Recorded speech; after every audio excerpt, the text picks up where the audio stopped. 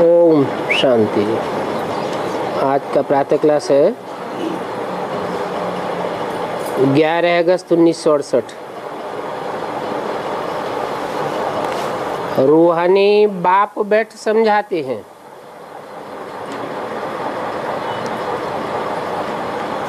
समझाने वाला बेहद का जिस्मानी बाप नहीं है, समझाने वाला रूहानी बाप है और बेहद का बाप भी है।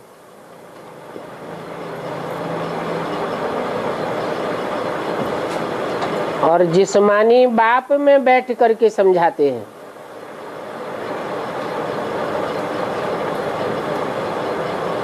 उस रूहानी बाप का नाम क्या है?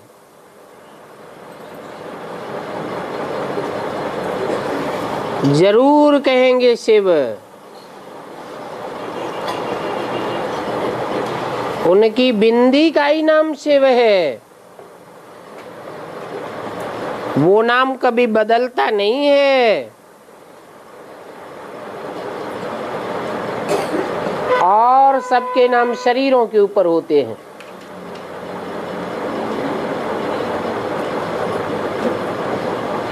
शिव बाप भी जब शरीर बदलते हैं तो नाम भी बदल जाते हैं।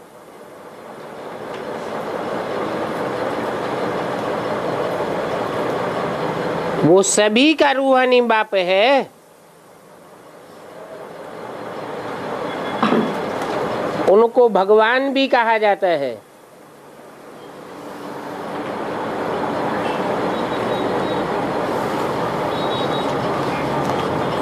इनको नहीं, अर्थात सन 68 में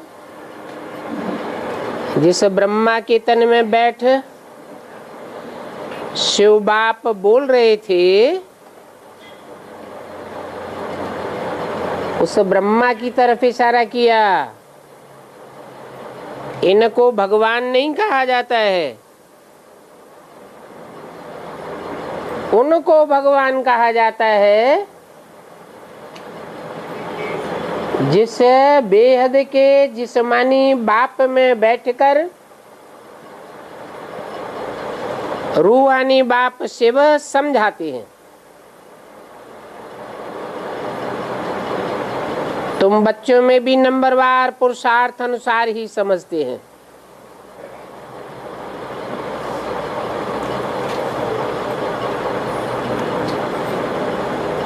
क्योंकि बच्चे नंबरवार आत्माभिमानी हैं,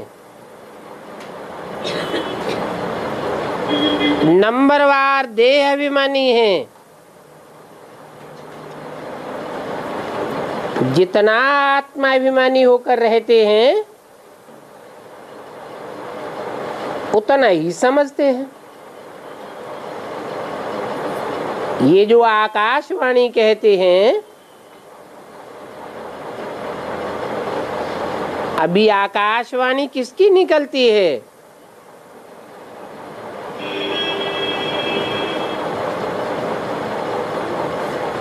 ये मुख में जो पोलार है, वहां से आकाशवाणी निकलती है। पोलार को आकाश कहा जाता है ना।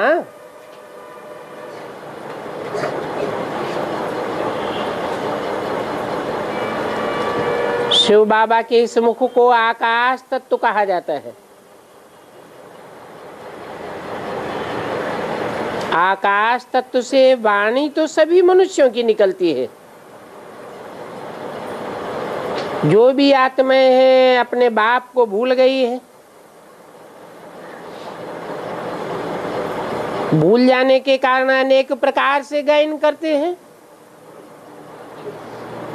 परंतु जानते कुछ भी नहीं है।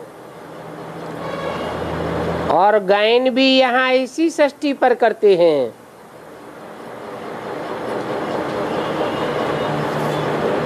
गायन करते हैं उनकी भावना के अनुसार सभी कामनाएं भी पूरी होती हैं। और यहाँ इस दुनिया में तो बहुत कामनाएं रहती हैं। बरसात नहीं पड़ती है तो यज्ञ रचते हैं। कामना रहती है जल्दी से बरसात हो जाए।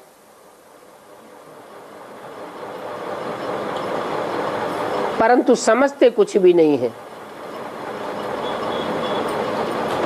कि बरसात कैसे होती है। ऐसे भी नहीं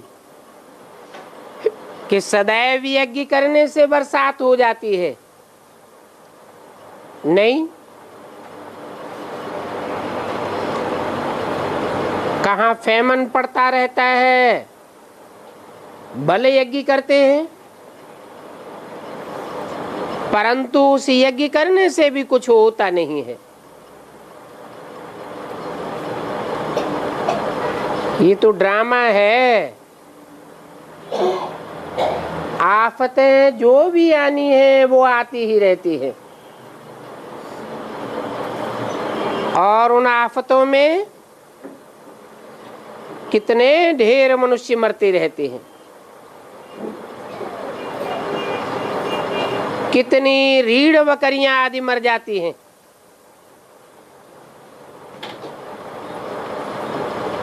तो देखो मनुष्य कितने दुखी हो पड़ते हैं।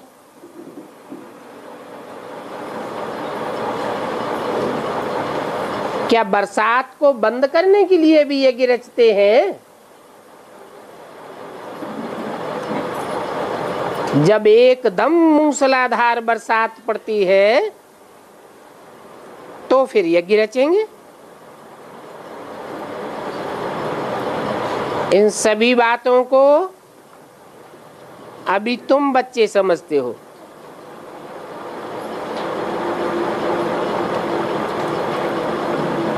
और तो कोई जान नहीं सकते।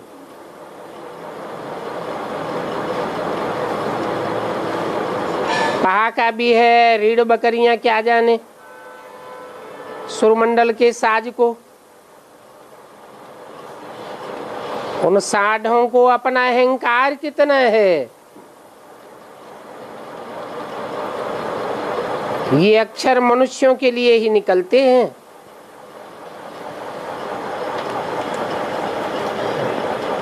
जिनमें सांढे मिसल अहंकार भरा है। बंदरों के मिसल गुरुर गुरुर करते रहते हैं। ये बाप खुद बैठ समझाते हैं। महिमा भी बहुत करते हैं और फिर गालियां भी बहुत देते हैं।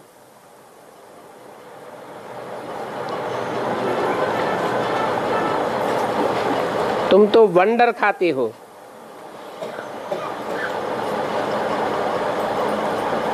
बाबा की ग्लानि कब से शुरू हुई?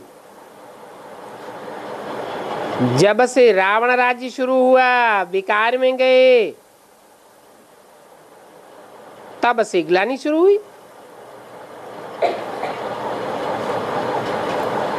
ये गीता है मुख्य शास्त्र।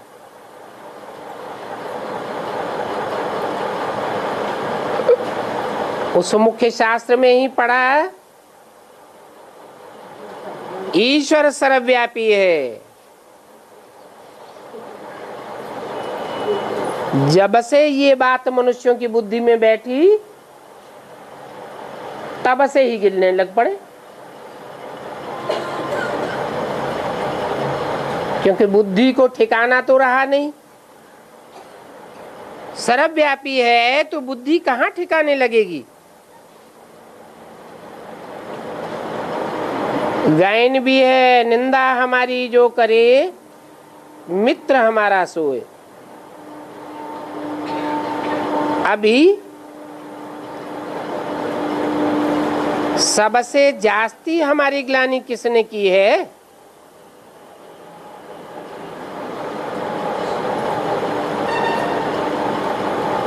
अभी माने कब? है संगम युग में। संगम युग में सबसे जास्ती हमारी ग्लानि किसने की है?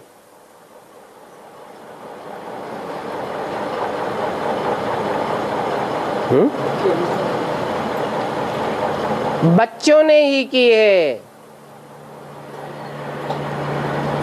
तुम बच्चों ने की है। कैसे? हम बच्चे गिलानी करते हैं बाप की क्या? पहचानते हैं तो गायन करते हैं, और फिर माया रावण फाइनल परीक्षा तक पूरा भुलाए देती है, तो ग्लानि करने लग पड़ते हैं।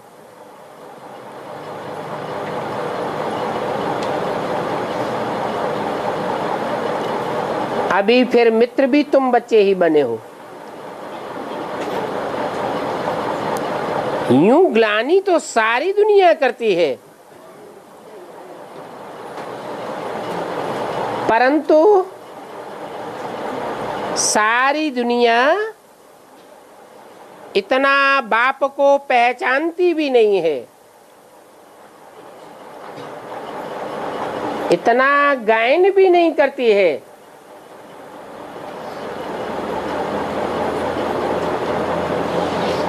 तो ग्लानि करने वालों में भी नंबर 1 तुम हो। फिर तुम ही मित्र अर्थात बच्चे बनते हो। तो देखो वंडरफुल बात है, जो ग्लानि करते हैं वो ही मित्र बन जाते हैं। सबसे नजदीक वाले मित्र हैं मेरे बच्चे।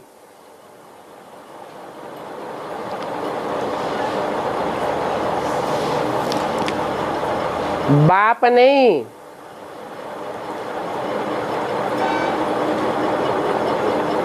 मित्र सबसे जास्ती बच्चे हैं।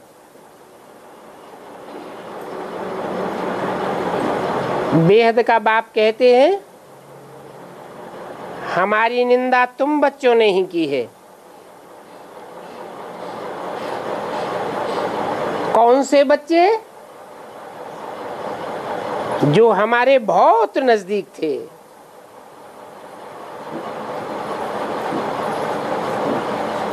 जिनको हमने राज भाग दिया था।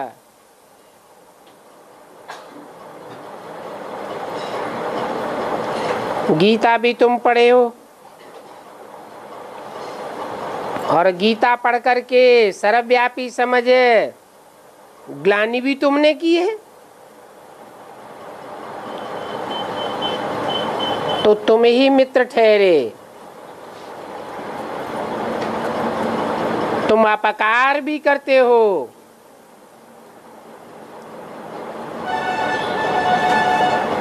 कितनी ग्लानि करते हो। फिर बाप तुम पर उपकार करते हैं।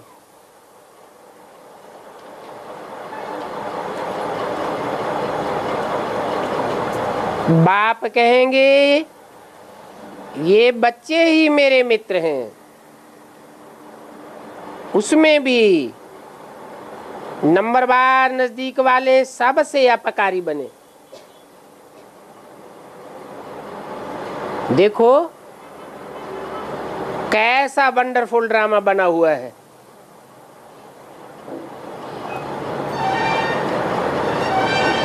ये है विचार सागर मंथन करने की बातें।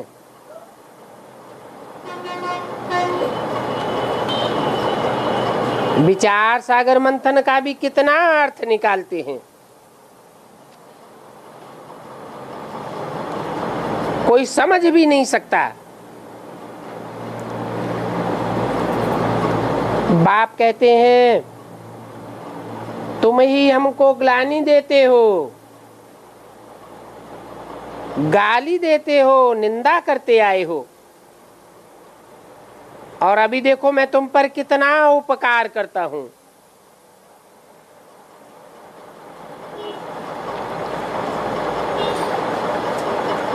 कैसे उपकार करता हूं?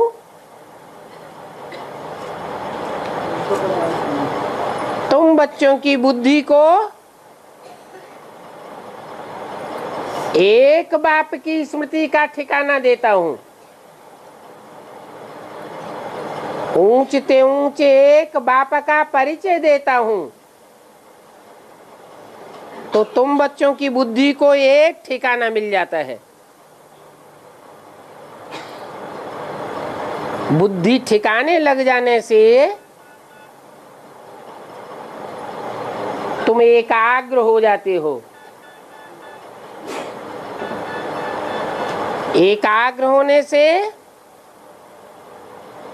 तुम अव्यभिचारी बन जाते हो। पवित्रता की पावर आने से तुम्हारे सारे पाप भस्म हो जाते हैं।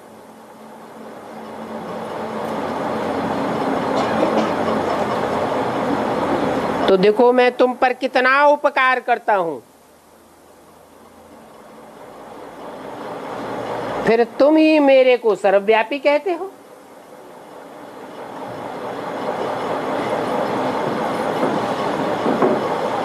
गायन भी है, यदा यदा हि धर्मस्य ग्लानिर्भवति भारत।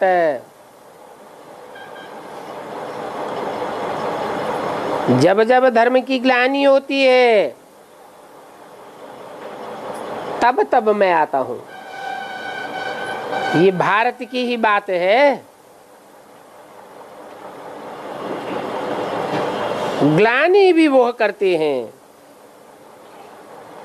और फिर गायन भी वो ही करते हैं। ग्लानि करते करते कितने पतित बन गए, वो ही फिर पावन बनते हैं। तो देखो ये कैसा वंडरफुल खेल है। शिव जयंती अथवा महाशिवरात्रि मनाते हैं, वास्तव में अवतार तो एक ही है, परंतु मूर्ख ऐसे हैं जो इतनी ग्लानि करने से पेट नहीं भरता तो युगो युगे अवतार कह दिए हैं। हर युग में अवतार लेते हैं और फिर ठिक्कर भीतर में ठोंक देते हैं। जानवरों में भी मेरे को व्यापी कर देते हैं। बाप डोरापा देते हैं,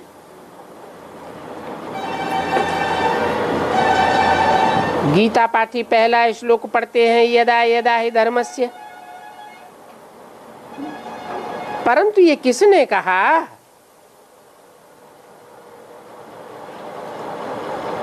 कि जब जब धर्म की ग्लानि होती है तब तब मैं आता हूं। उसका नाम पता ठिकाना तो बताना चाहिए। कहते हैं सर्वव्यापी है। तो देखो सबसे जास्ती ग्लानि तुम बच्चों ने की है और सबसे अच्छे मित्र भी तुम बच्चे ही हो। प्यारे ते प्यारे बाप के बच्चे ही होते हैं। ये भी कहता है मेरे प्यारे बच्चे। कोई से भी बात करेंगे तो बच्चे बच्चे ही कहेंगे। तुम्हारे मुख से कब ऐसे बच्चे बच्चे शब्द नहीं निकलेगा।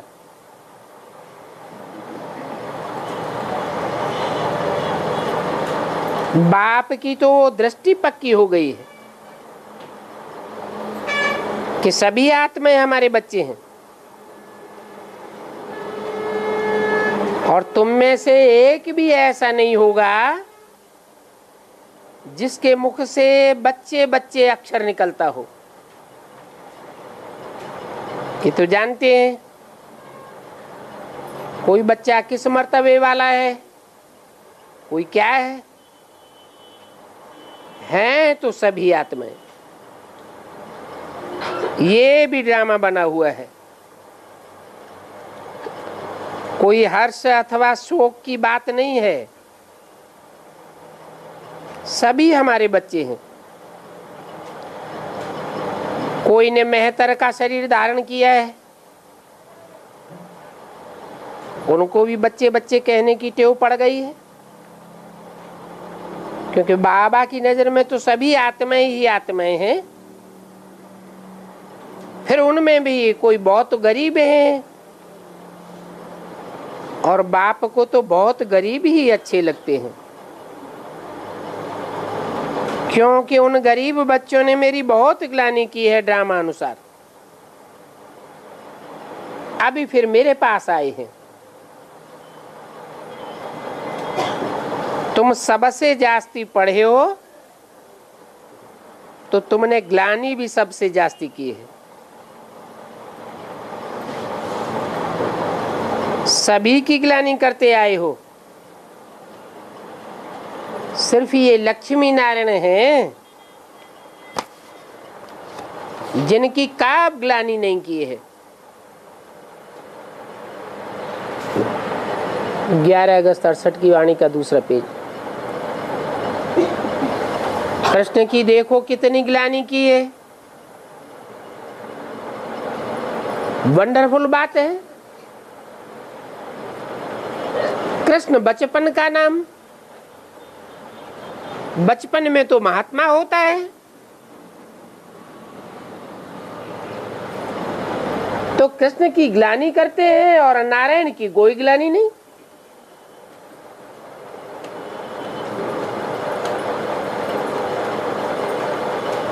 ये ज्ञान कितना अटपटा है।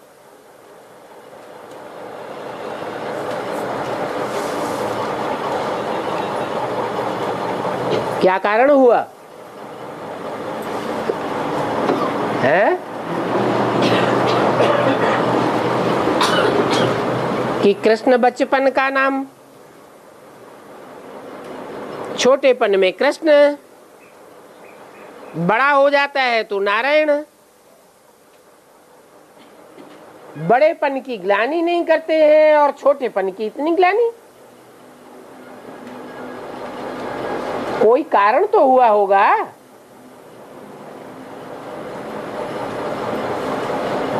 क्या कारण हुआ? अरे कहाँ की बात है? बचपन की बात है, वो तो है, लेकिन बचपने पुरुषार्थ की बात है, संगम युग की बात है। संगम युग में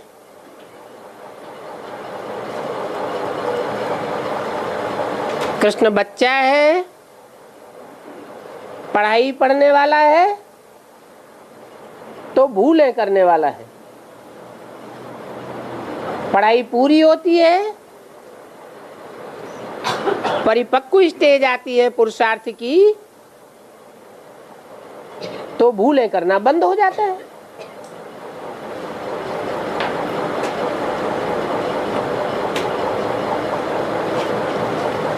ऐसी ऐसी गुह्य बातें जो भेड़ बकरियां हैं वो थोड़े ही समझेंगी।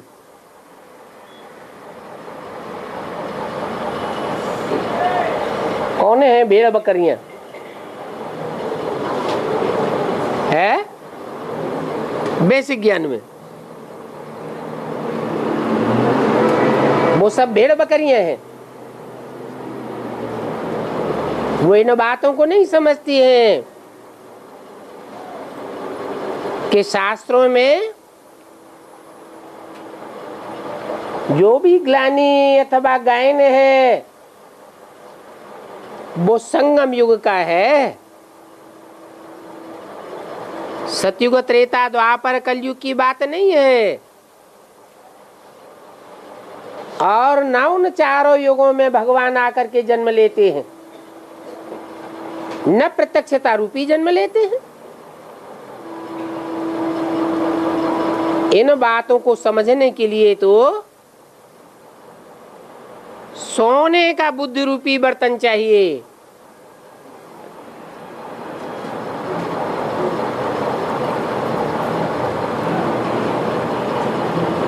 वो तो याद की यात्रा से ही सतो प्रधान बन सकता है।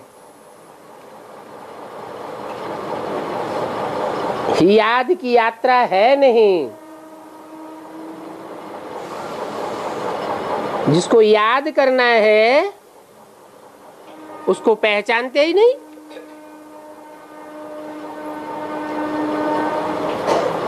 नाम रूप गुण धाम जानते ही नहीं।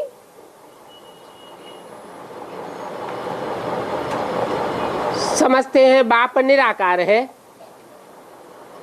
बिंदी है, बिंदी के 32 गुण दिखाई दिए। अब गुण और अवगुण साकार के होते हैं या निराकार के होते हैं?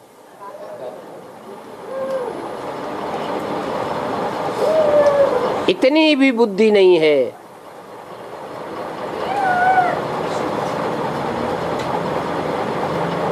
कि शिवलिंग में जो बिंदु दिखाया है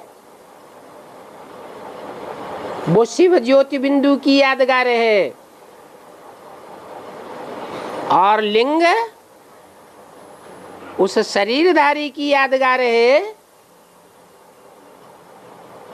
बेहद के मनुष्य सृष्टि के बाप की यादगार है, जो अपने पुरुषार्थ की अंतिम स्टेज में निराकारी स्टेज धारण कर लेता है। इंद्रियां होते हुए भी जैसे कि है ही नहीं। आंखें हैं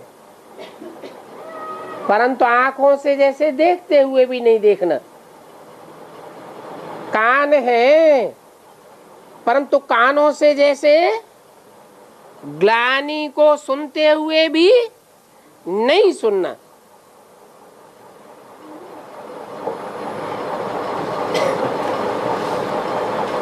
ऐसी याद की यात्रा की विशेषता है।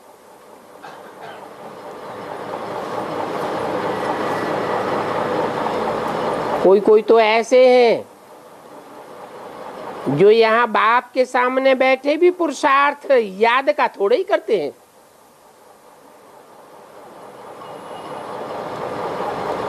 ये थोड़ा ही समझते हैं कि हम बिंदी बहुत छोटी आत्मा है।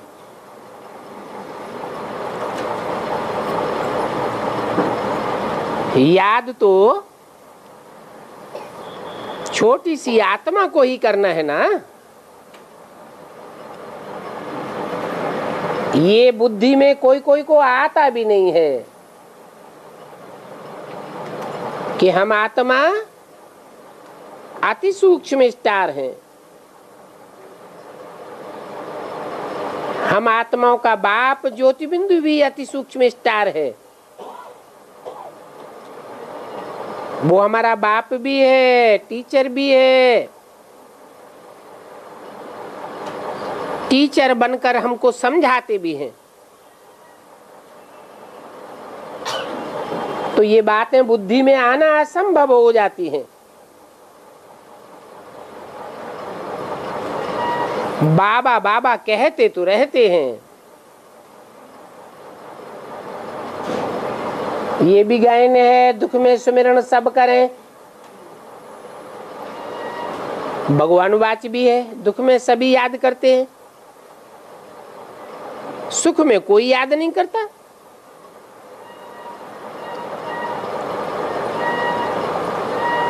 स्वर्ग में याद करने की दरकार ही नहीं रहती। यहाँ इस दुनिया में तो कितनी दुख, कितनी आफतें आदि आती हैं। याद करते रहते हैं, हे भगवान रहम करो, कृपा करो। अभी भी बच्चे बनते हैं तो लिखते हैं बाबा कृपा करो, शक्ति दो, रहम करो। बाबा लिख देते हैं, शक्ति तो आपे ही योग बल से मिलेगी। चाहे जितनी शक्ति ले लो, अपने पर कृपा, अपने पर रहम अपने आप ही करो ना। मांगने की इसमें क्या बात है? अपने आप अपने को राज तिलक दो। मैं तो युक्ति बताता हूं कि कैसे अपने आप को राज तिलक दे सकते हो। टीचर तो पढ़ने की युक्ति बताते हैं ना, स्टूडेंट का काम है पढ़ना और डायरेक्शन पर चलना। टीचर को कोई गुरु थोड़ा ही कहा जाता है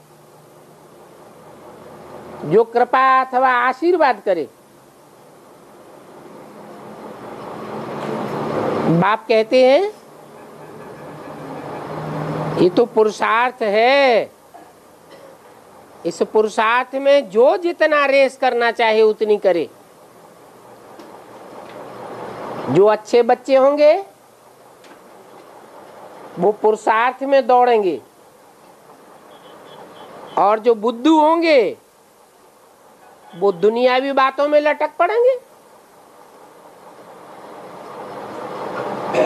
ऐसे तो हर बच्चा स्वतंत्र है। जितना पुरुषार्थ में दौड़नी हो उतना दौड़ो, क्योंकि ये तो आत्मा का पुरुषार्थ है। आत्मा का कनेक्शन अनेक जन्मों से है, ये देह का पुरुषार्थ नहीं है। देह का जो प्रयत्न करते हैं उससे तो एक जन्म की प्राप्ति होती है, ये तो आत्मा का पुरुषार्थ है, अनेक जन्मों की प्राप्ति हो जाती है।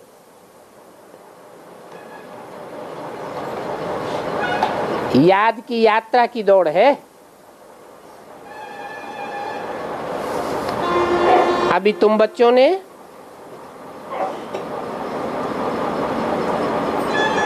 दौड़ी पहनते पहनते बहन भाई का भी नाता तोड़ दिया। बहन भाई का नाता भी छूट गया। कौन सा नाता बन गया? अगर पति पत्नी भी है तो आपस में बहन भाई भी नहीं है, ब्रह्मा कुमार कुमारी भी नहीं है, क्या है? भाई भाई हैं। भाई भाई तो स्वतंत्र होते हैं, भाई भाई समझो,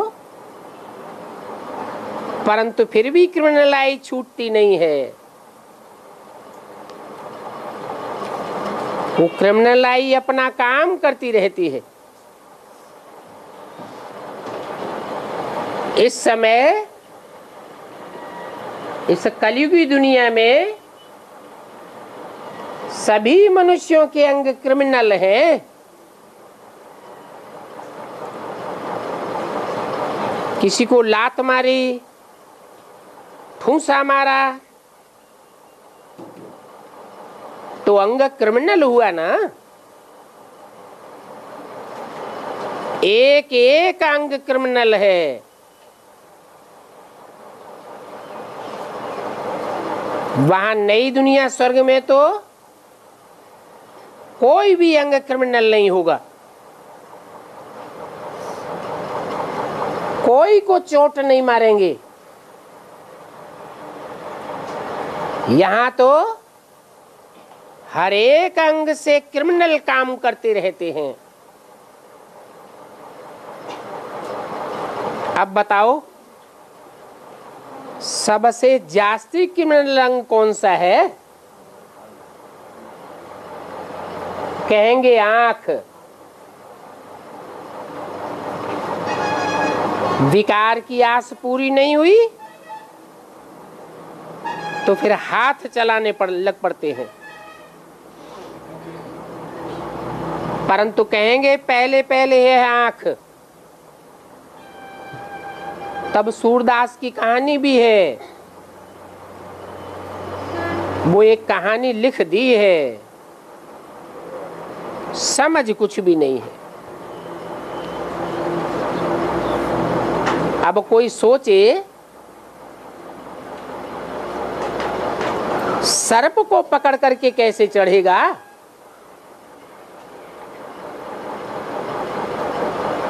तुलसीदास के लिए लिख दिया है कि ससुराल में गया तो सर्प को पकड़ करके चढ़ गया। ये तो असंभव बात है। शिव बाबा तो कोई शास्त्र पढ़ा हुआ नहीं है। कहेंगे ये रथ पढ़ा हुआ है। शिव बाबा तो ज्ञान का सागर कहा जाता है।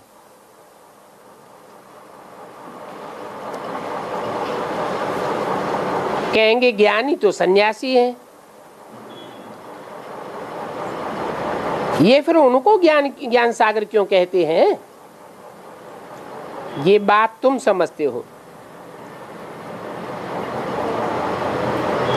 क्या समझते हो कि शिव बाबा कोई थोड़े ही पुस्तक उठाता है। फिर ये कागज की पुस्तक कौन उठाता है? हैं?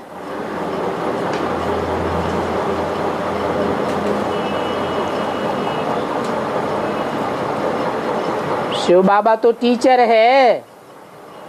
टीचर का काम है समझानी देना।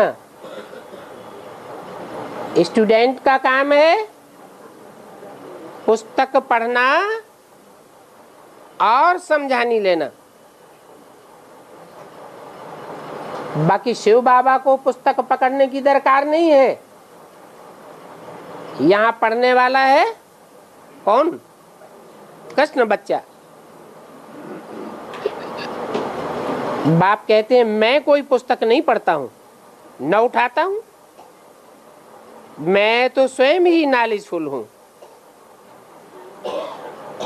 और मैं सारी मनुष्य सृष्टि का बीज रूप हूँ। ये सृष्टि रूपी झाड़ है ना, उनका रचयिता है बाप बीज। सृष्टि साकार है तो साकार सृष्टि का रचयिता बीज भी साकार है, परंतु उस साकार बीज में निराकार बीज ज्योति बिंदु आत्मा प्रवेश है। तो बाप समझाते हैं मैं बीज रूप हूं। मेरा स्थान मूल वतन में है।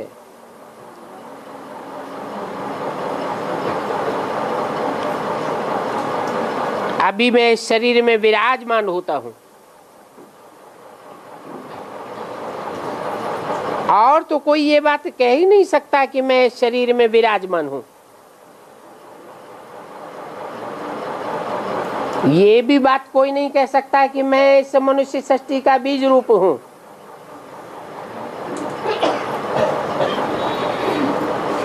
न कोई कह सकता है कि मैं परमपिता परमात्मा हूं। कोई भी नहीं कह सकेंगे। सेंसिबल कोई अच्छा बच्चा हो, उनको कोई कहे ईश्वर सर्वव्यापी है तो झट पूछेगा तुम भी ईश्वर हो क्या?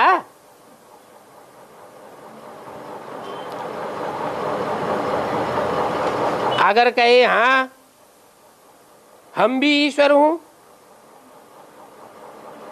तो झट जूता उतार के उनको लगा दे। किनको? जो कहेंगे हम ईश्वर हूं। ये क्या तुम अपन को अल्लाह कहते हो? ये तो हो ही नहीं सकता। 2-4 जूतियां मुंह में लगा दे, परंतु इस समय ऐसा सेंसिबल बच्चा तो कोई है नहीं। कोई को अल्लाह का पता ही नहीं है, खुद ही कहते रहते हैं अल्लाहू अकबर। वो भी अंग्रेजी में कहते हैं ओमनी प्रेजेंट। अगर अर्थ समझें तो कब नहीं कहें। अभी तुम बच्चे सर्वव्यापी कहेंगे क्या? कहेंगे? क्यों नहीं कहेंगे?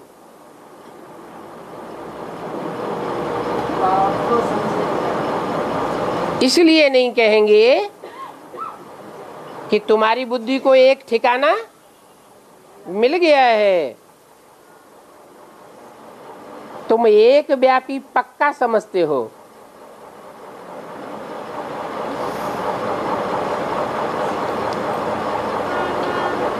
तुम में से अगर कोई हो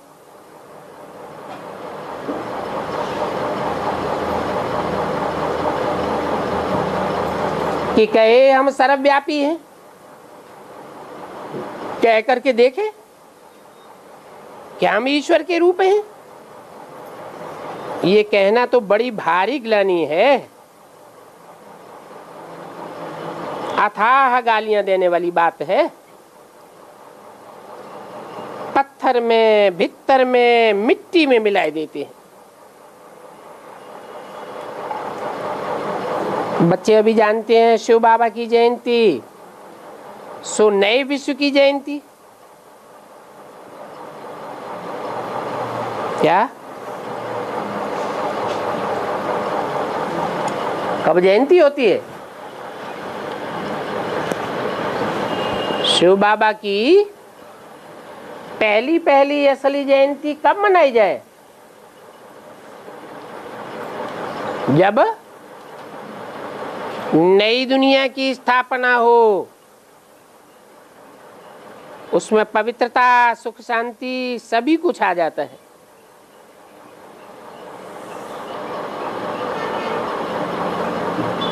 शिव बाप है, अकेला तो आता नहीं है। कृष्ण बच्चा भी साथ में है,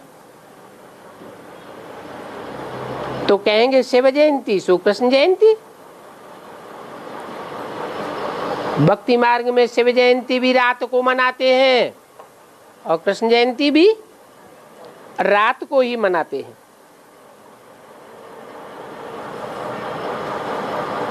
तो कहेंगे शिव जयंती सो दशहरा जयंती, दीपमाला जयंती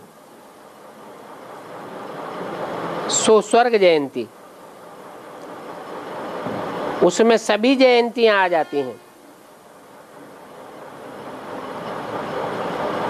शिव जयंती से सभी बड़े दिनों की जयंतियां आ जाती हैं। ये सभी बातें बाप बैठ समझाते हैं।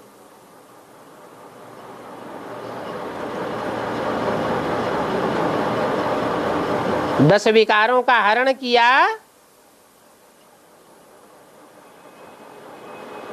मन स्वर्ग स्थापन हुआ। तो कहेंगे स्वर्ग जयंती, दशहरा जयंती। शिव प्रत्यक्ष हो जाता है और शिव अपने आप तो अपने को नहीं प्रत्यक्ष करता, बच्चों के द्वारा ही बाप प्रत्यक्ष होते हैं। तो कहेंगे कृष्ण जयंती। तुम कितना अच्छी रीति समझते हो, परंतु वो तो जैसे कि मुर्दे हैं। तुम कितना जगाते हो फिर भी जगते ही नहीं। कितनी घोर अज्ञान नींद में सोए पड़े हैं। भक्ति को कहा जाता है अज्ञान। अज्ञान में सीढ़ी नीचे ही उतरते जाते हैं। ज्ञान से होती है सद्गति, भक्ति से होती है दुर्गति। बाप कहते हैं मैं आकर के सर्व की सद्गति करता हूं।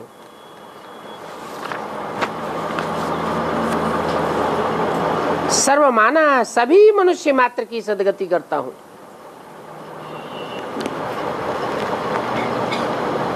ग्यारह 68 की वाणी का 3रा पेज। तो स्वर्ग और नरक का राज तुम बच्चे समझते हो,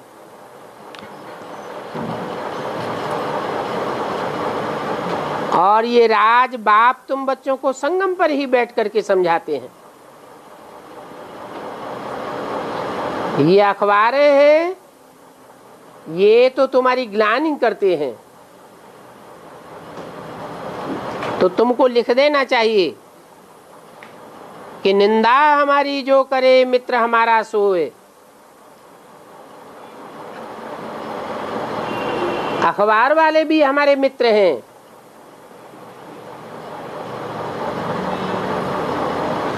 फकुर से कहना चाहिए, नहीं तो बच्चे डर जाते हैं।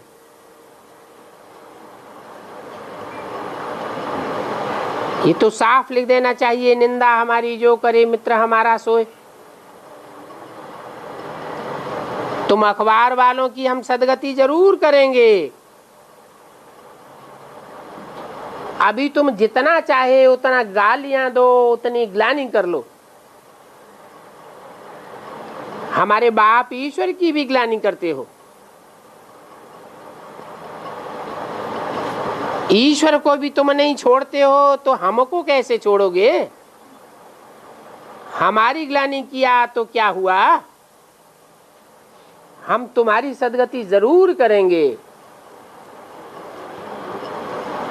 अगर नहीं चाहेंगे तो भी हम नाक पकड़ करके तुमको सद्गति में ले जाएंगे। ऐसा कहने में डरने की तो कोई बात ही नहीं। जो कुछ करते हैं कल पहले भी किया है। बाप आकर के सर्व की सद्गति करेंगे। बोलो, तुमने हमारे बाप को बहुत बहुत गाली दी है, तो भी बाप सभी की सद्गति जरूर करेंगे। हम प्रजापिता ब्रह्मा कुमार कुमारियां तुम जैसों की भी सद्गति जरूर करेंगे। अच्छी तरह से फटकार लगाना चाहिए। अबलाओं पर अत्याचार तो कल्प पहले भी हुआ था। अखबार वाले ग्लानि करते हैं तो अबलाएं बंधन में आ जाती हैं। तो उनको याद दिलाना चाहिए कि द्रौपदी जैसी अबलाओं पर पहले भी अत्याचार हुए थे। बच्चे ये बातें बताना भूल जाते हैं। बाप कहते हैं, बेहद के बच्चे तुम सभी हमारी ग्लानि करते हो, फिर भी कहते हैं सबसे प्यारे मित्र मेरे बच्चे ही लगते हैं। क्योंकि बच्चे तो फूल होते हैं। बच्चों को ही चुम्बन करते हैं, माथे पर चढ़ाते हैं। माँ बाप उनकी कितनी सेवा करते हैं। बाबा भी तुम बच्चों की सेवा करते थे ना। अभी तुम बच्चों को ये नॉलेज मिलती है जो तुम साथ ले जाते हो। जो नहीं लेते हैं उनका ड्रामा में जो पार्ट है वो ही बजावेंगे। जो नॉलेज नहीं लेते हैं उनका ड्रामा में क्या पार्ट होगा, क्या पार्ट बजावेंगे। नॉलेज नहीं लेते हैं तो दूसरे धर्मों में कन्वर्ट हो जाएंगे। भारत और भारतवासियों को धोखा दे जाएंगे। अभी तो तुम सब हिसाब किताब चुकतू करके घर चले जाते हो।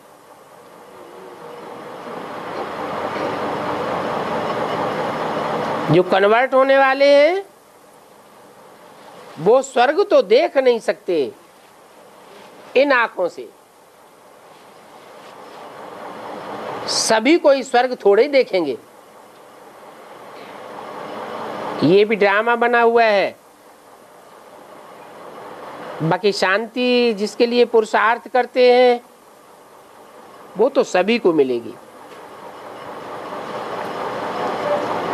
पाप खूब करते रहते हैं, फिर ऐसे पाप करने वाले देरी से भी आवेंगे।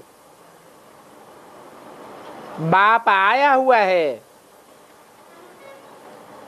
तो भी पाप करते रहते हैं। ऐसे तमो प्रधान बहुत देरी से आवेंगे। ये राज भी बड़ा अच्छा समझने का है कि कौन देरी से आवेंगे और कौन पहले आवेंगे। अच्छे अच्छे महारथी बच्चों पर भी ग्रहाचारी बैठती है। ऐसी ग्रहाचारी बैठती है जो छोटी छोटी बातों पर झट गुस्सा आ जाता है।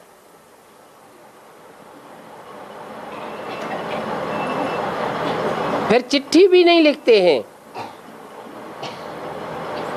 बाबा भी कहते हैं इनकी मुरली बंद कर दो।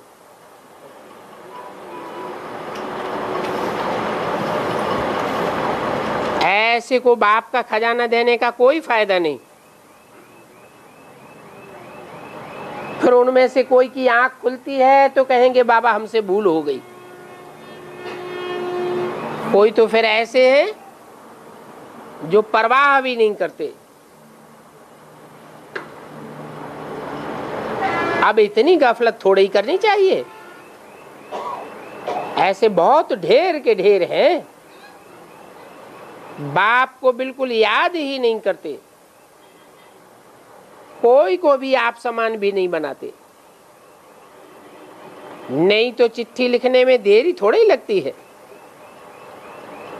2 अक्षर ही पोस्ट कार्ड में लिख दो, बाबा हम ओके हैं, हम आपको बहुत याद करते हैं, बस। फिर कोई कहते हैं हमको पोस्ट कार्ड आदि लिखने की फुर्सत नहीं है।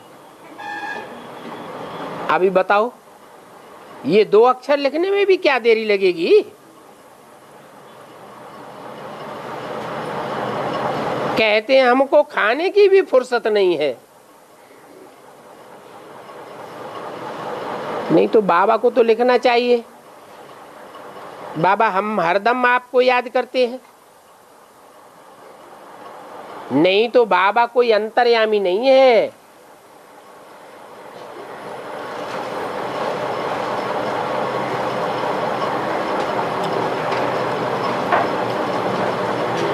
बाबा अंतर्यामी नहीं है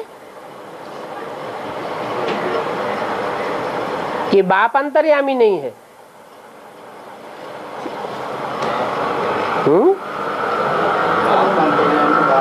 बाबा अर्थात साकार, साकार अंतर्यामी नहीं है। बिंदु बिंदु आत्माओं का बाप जो जन्मण के चक्र में नहीं आता है वो तो अंतर्यामी है ही है। परंतु साकार को पता कैसे लगे।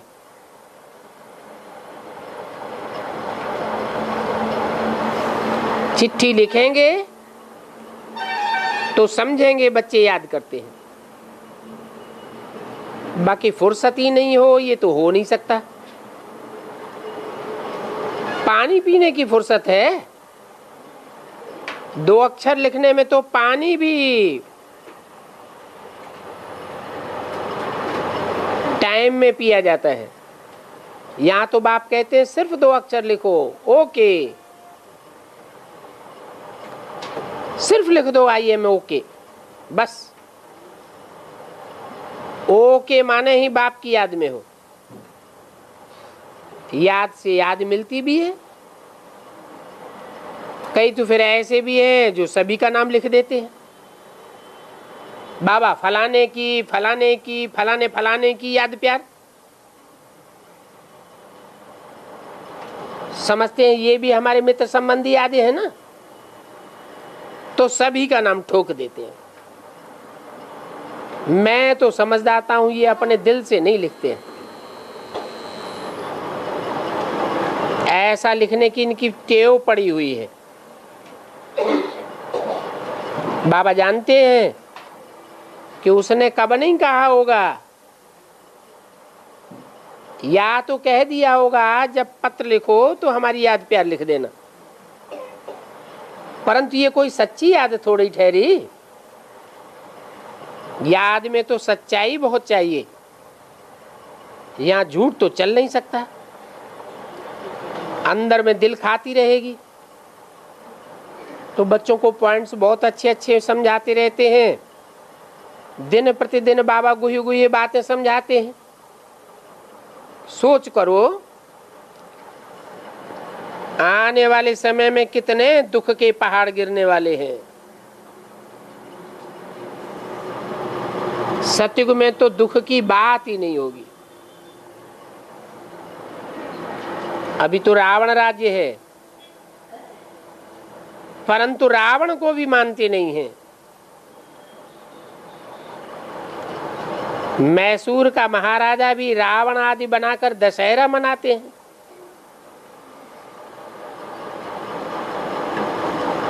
उस शहर का नाम ही रख दिया है मैसूर।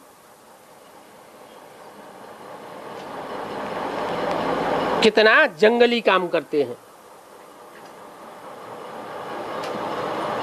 यादगार कहाँ की है?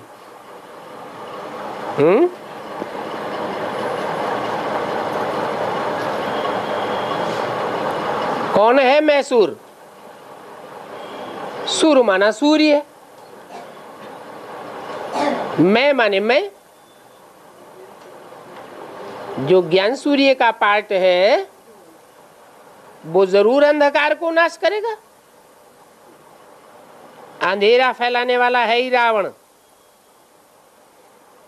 5 विकारों रूपी रावण है। फिर कहते हैं राम की सीता चोरी हुई। ये तो राम की बहुत ग्लानि कर दी है। राम को भगवान कहते हैं, फिर वो तो सर्वशक्तिवान ठहरा, फिर उनकी सीता कैसे चोरी हो सकती है? बाप कहते हैं ये भी अंधश्रद्धा है। ये सब बंदर मिसल हैं। जानवरों में बंदर सभी से गंदे होते हैं। पैदाइश तो विकार से ही होती है, विविचार से ही होती है, परंतु सतयुग में ये 5 विकार नहीं होते हैं। अगर वहां भी ये 5 विकार हों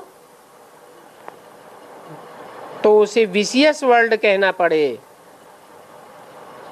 ये तो समझ की बात है, इसमें डरने की कोई बात नहीं है।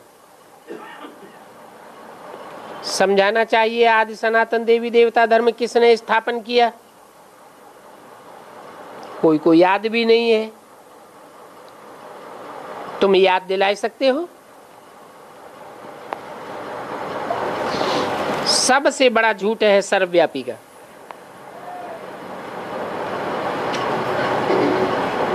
तब बाप कहते हैं जब जब ऐसी धर्म की ग्लानि होती है, मेरे को कण कण में व्यापक कर देते हैं, तब मैं आकर के सचखंड स्थापन करता हूं, सच्चा धर्म आकर के स्थापन करता हूं।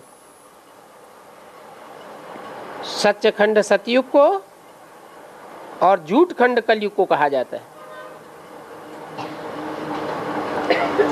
तो देखो ईश्वर सर्वव्यापी है, यह है फर्स्ट क्लास झूठ। फिर कृष्ण की ग्लानि कर दी है, ये है सेकंड। ये बातें भी लिखो, इसलिए कहा जाता है झूठ खंड और सच खंड। अच्छा, बच्चों को गुड मॉर्निंग।